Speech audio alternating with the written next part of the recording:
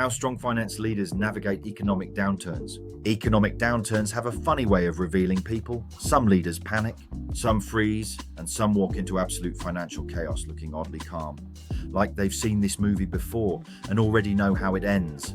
Those are the finance leaders everyone remembers.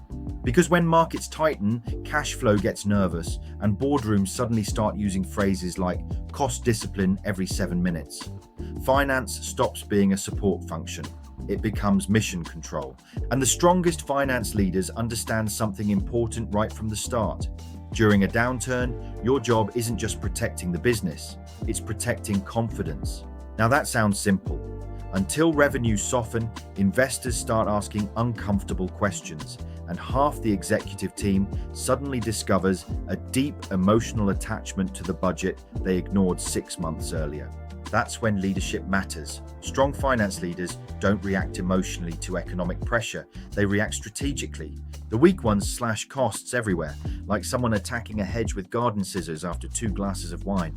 The strong ones get precise, they know which costs are waste, which investments still matter, and which decisions create long-term damage disguised as short-term savings, because not every cut is smart. Sometimes the thing keeping your business alive next year is the exact thing someone is trying to remove this quarter. That takes judgment, and judgment is very attractive in a crisis. Strong finance leaders also become obsessed with visibility. Cash flow forecasting, scenario modeling, liquidity planning, not because they enjoy spreadsheets more than human interaction, although occasionally there are signs, but because uncertainty punishes businesses that operate blindly. The best leaders want clarity fast. What happens if revenue drops another 10%? What happens if supply chains tighten? What happens if customers start paying late while still somehow posting holiday photos from Mykonos? Strong finance leaders model everything, not to predict the future perfectly, but to avoid being surprised by it. And here's another difference. Weak leaders become defensive during downturns. Strong leaders become communicators. Because when employees feel uncertainty, silence becomes dangerous. People start inventing stories, usually dramatic ones, mostly in Slack channels.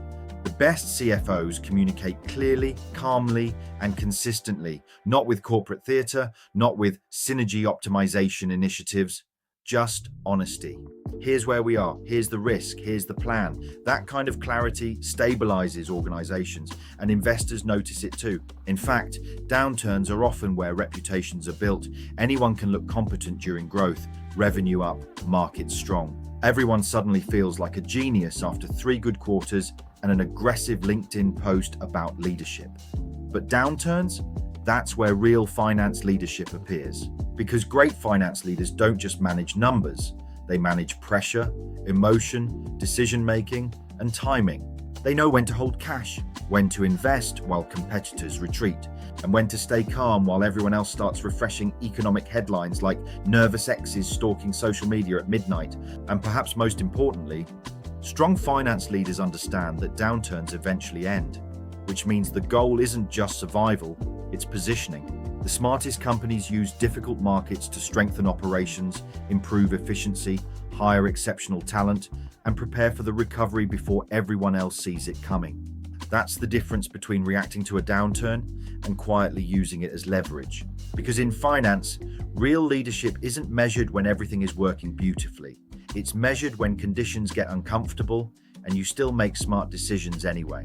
Thanks for watching. If you're enjoying the series, don't forget to subscribe to Sheridan Main Recruitment TV. See you next time.